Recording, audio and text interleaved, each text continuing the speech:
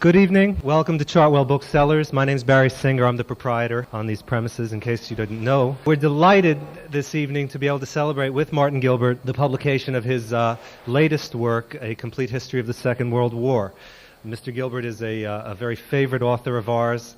As many of you may know, we have devoted a large corner of the store to his works, particularly his history, his biography of Sir Winston Churchill, the authorized official biography of Sir Winston Churchill, who is also a favorite author of ours, and we have reserved a slightly smaller section of the store for Mr. Churchill's works as well. We're very pleased that Mr. Gilbert has agreed to address us this evening.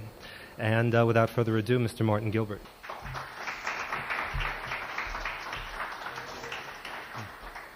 I've been given the impossible instructions of talking for 3 minutes before the hot food. I shall talk for slightly more than 3 minutes and hope that the food doesn't get cold. I'm honored to be here again. We had a marvelous launching of the final volume of the Churchill biography a little while ago, and I feel that Chartwell Books and I are becoming good friends, and now also the publishers Holt and I are becoming good friends. The aim of this new book was to present an integrated narrative of the war which would weave together for the first time 9 separate but very closely related strands. The first strand, which is, I suppose, the war as it is best known, is the war of the battles on land, sea and air, on all the fronts. And here I tried not only to describe the battles, but also to bring out, as well as the slaughter and destruction of them, some of the heroic actions which were a part of them. And I went through the lists of the Victoria Cross, Congressional Medal of Honor, Hero of the Soviet Union, Iron Cross, in fact all the national awards, and tried to insert these, of course, as is my historical technique, with the names of the people involved. The second strand was the war behind the lines.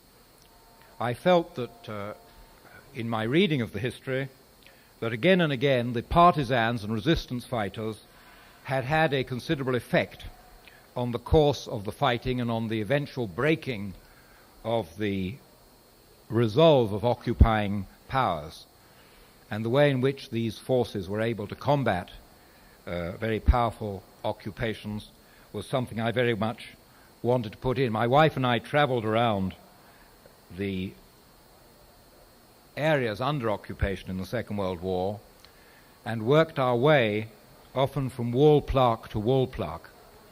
I remember, for example, in a tiny French village behind Cannes, coming across a plaque to the mayor of the town, Paul Dortoli, who had been deported and killed for his resistance activity, and then we went to the town hall and found out who he was and what his deed or crime had been. And again in Verona, street names to partisans. In Poland, the same. So this war behind the lines comes in not merely as an appendix, but as something which was there all the time and was often very effective. For example, immediately before and after D-Day, as far as the Anglo-American forces were concerned. The third strand is the fate of prisoners of war. From the very first day of the Second World War, prisoners of war, Poles, were murdered after they had surrendered. British prisoners of war were murdered after surrender at the time of the Dunkirk battle in 1940, and then this culminated with the murder of more than 3.5 million Soviet prisoners of war from June 1941. I felt that once the battle was over and the prisoners were taken, that their fate, and again if possible their names, should not be forgotten. The fourth strand was the fate of civilians in the universal war zones created during the Second World War. That's to say, some at sea, but mostly those under aerial bombardment. The several hundred who perished in the bombing of, say, Rotterdam or Coventry at the beginning of the war, and then in due course the tens of thousands, 40,000 at Hamburg in 1942, many more subsequently at Tokyo or Dresden. The millions of civilians who are the victims of bombing. And again, I felt this was something, the scale of which and the accelerating scale of which could be conveyed in this integral narrative of the war. The fifth strand was the fate of those civilians who were singled out for death, whether it was mental defectives and newborn children born with mental defects in Germany, or whether it was the gypsies, the Jews, the mass executions of hostages in Greece, Yugoslavia, France, well, everywhere. And again, I felt these victims, although in a way the war was not being fought anywhere near them, were nevertheless very much a part of its structure. And often their deaths and their destruction served to strengthen the determination of the captive peoples not to accept, even in some cases, relatively acceptable situations. I remember talking to a distinguished French historian when I was beginning work on this book in 1959, and he insisted that he had lived in Paris throughout the war without any disruption of his academic, intellectual, or even social life, and that everything was really grossly exaggerated. And no doubt he passed by the wall plaques without looking at them. The sixth strand is the war of science and technology and medicine and perverted medicine, beginning with the first of Hitler's secret weapons, the magnetic mine, which caused such havoc at the turn of 1939-40, and ending with the atomic bomb, and with many secret weapons in between and many secret weapons which were in preparation when the war ended. And there is, of course, in my final section, a description of how we, I suppose I can say, the British and the Americans, and our then allies, the Russians, rushed to seize the spoils of this nascent technology and revolutions, particularly in rocketry, of course, and submarine technology. The next strand is the war of the leaders and of those who guided them or misguided them, and I try again to break away from the battlefield and break away from the civilian war to go to the headquarters, to Hitler's headquarters, to the great conferences of the Allied leaders, to try to find out what they thought they were doing and how they interpreted the course of the war, and how their different attitudes, really, to conducting it in many ways determined its outcome. And I think I've managed to get to the bottom and put in its exact context, day by day, some of Hitler's failings as a strategist and some of his obsessions, which so distracted from the victories which perhaps on 10 separate occasions were easily within his grasp. And in this war of the leaders, the bizarre relationship between the different sets of leaders, I found all the decrypts of the telephone conversations between Count Oshima and Tokyo, from Berlin to Tokyo, describing his discussions with Hitler and the efforts which Hitler made to persuade the Japanese to enter the war in June 1941. And also the decrypts passing between the neutral, the great neutral leaders, such as Franco, and those that sought to draw him into the war. And perhaps the most bizarre tug-of-war of all between Hitler, Churchill, and the Turkish leader İsmet İnönü. And if I could just tell one brief Churchill story. When Churchill went to see İnönü on his secret visit in 1942 to try to persuade the Turks not to enter the war on the German side, and at least to be neutral, the Turkish foreign minister, Mehmet Çolu, reported from the Turkish ambassador in London, which of course Churchill knew from reading the Turkish ambassador's top secret messages. He knew exactly what the ambassador was reporting, that really Britain had fallen on hard times and that the Battle of the Atlantic had led to disastrous privation in Britain. And Churchill listened, and his staff thought he would explode, but he didn't explode. And then he drew out of his pocket a cigar that length and said, "And we are down to these tiny cigars." I deal with two other wars. One is the war of spies and agents, beginning with the extraordinary Paul Thummel, whom we knew as A54, who from 1938 until he was finally caught and killed in 1941, provided the British and French with all the timetables of Germans' action. He was a senior member of the German staff, and he was in fact a secret Czech. His mother was Czech, and he felt all the passion and and grief of a Czech patriot. Then I tell the story of Charlie, who was a first-class German agent who we caught, offered to shoot him or turn him. He agreed to turn, and eventually he won the Iron Cross First Class for 4 years of magnificent misinformation which he passed back to Germany. I deal, of course, with Stalin spies, with Sorge in Tokyo, with Trepper and Hillel Katz in Paris, and with our own Garbo, who also received the Iron Cross for successfully informing the Germans that the Normandy beaches were not to be invaded. And then, which leads me on to my final strand of the war, the British spy, or perhaps he was a German, Boniface. When General Freyberg, the great New Zealand commander, returned to Britain to prepare for his work in Normandy, and he met with Eisenhower, the Supreme Commander, and with the Prime Minister, he asked them, once they were in alone without secretaries and assistants, whether the spy Boniface was still sending for the Normandy landings the same marvelous material that he'd sent Freyberg in North Africa, which had led to the triumphs in the Western Desert. And Eisenhower and Churchill nodded and said, yes, we're still quite pleased with him. Well, of course, there was no him.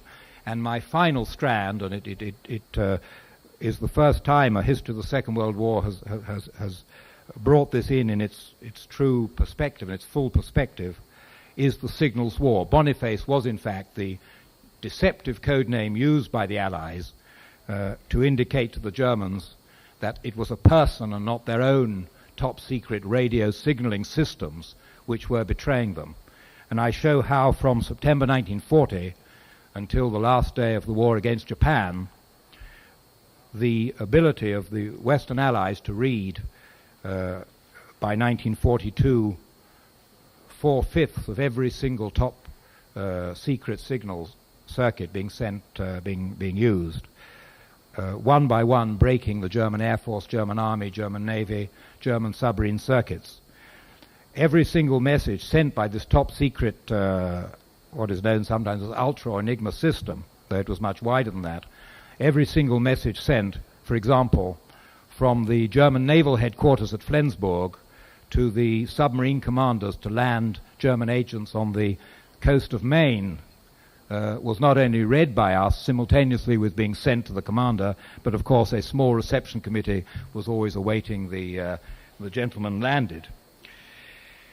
And I've tried to show how with every battle, in the eve of every battle, the Allies had this master card, this master view of the enemy's cards, so that even when our position was much weaker than that of Germany or Japan, enormous dispositions could be made.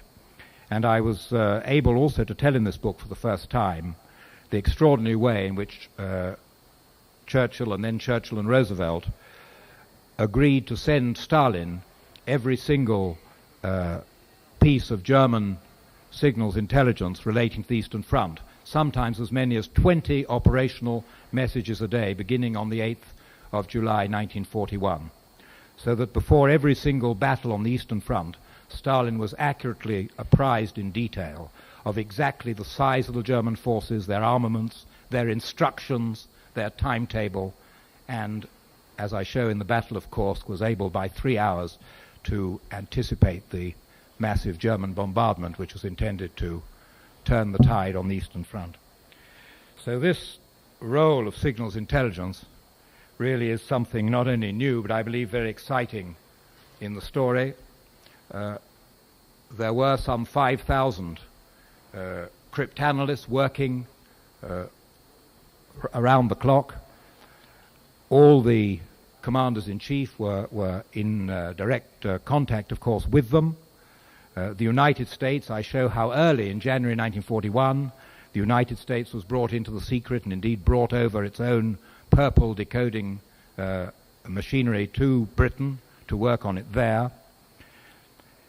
Although the failures, when they come, are the failures of human arrogance, the Germans never let us down. They always sent straight to us every one of their instructions.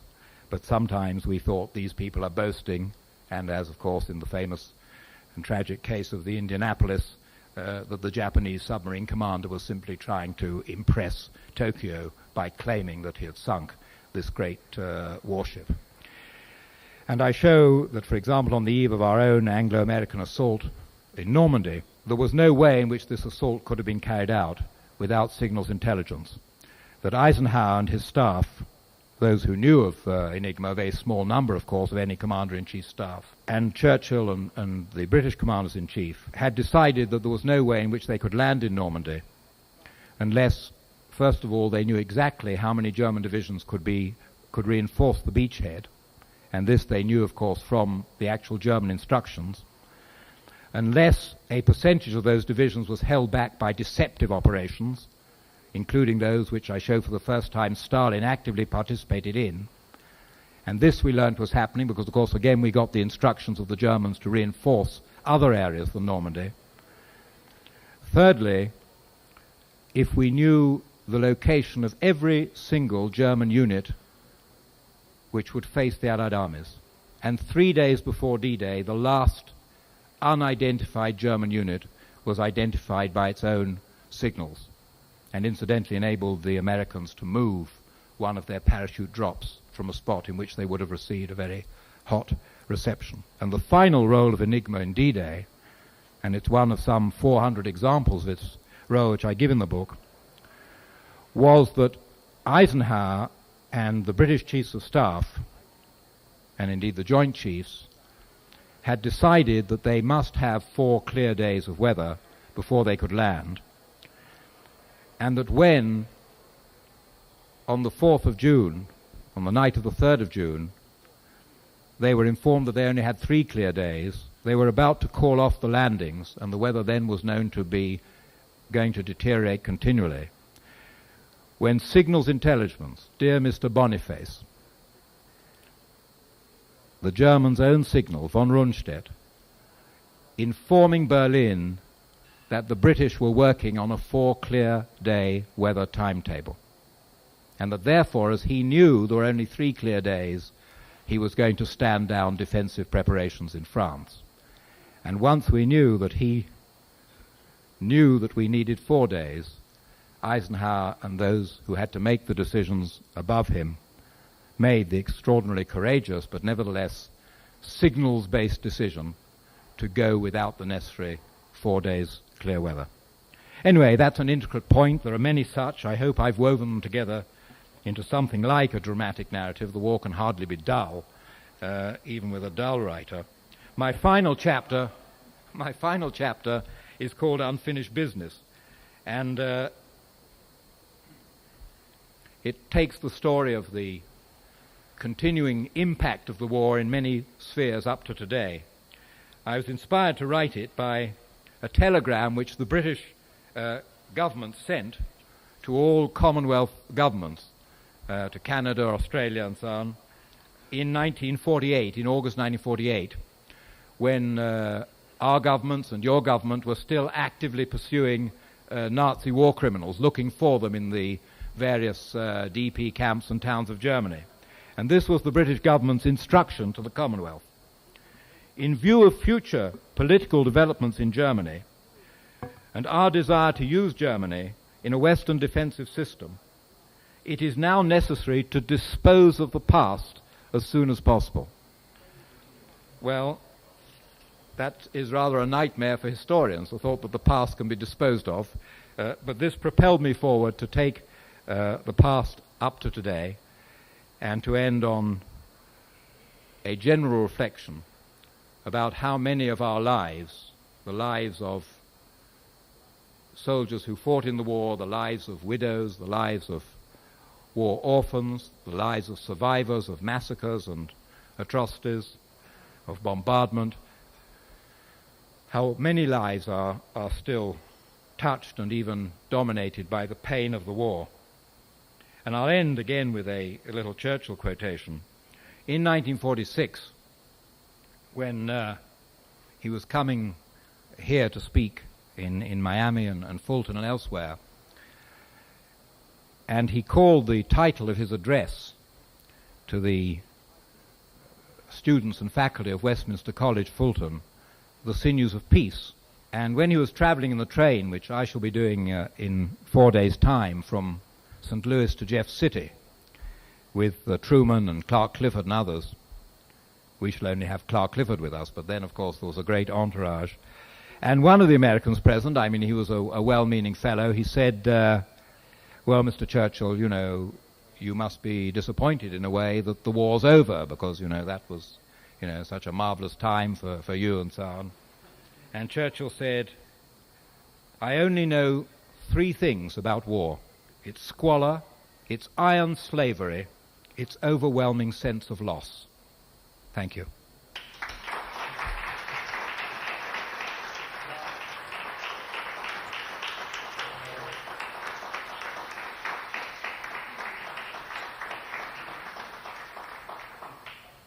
We will be serving some more food. Please do stay, and thank you very much for coming. And thank you, Mr. Gilbert, very much for those remarks.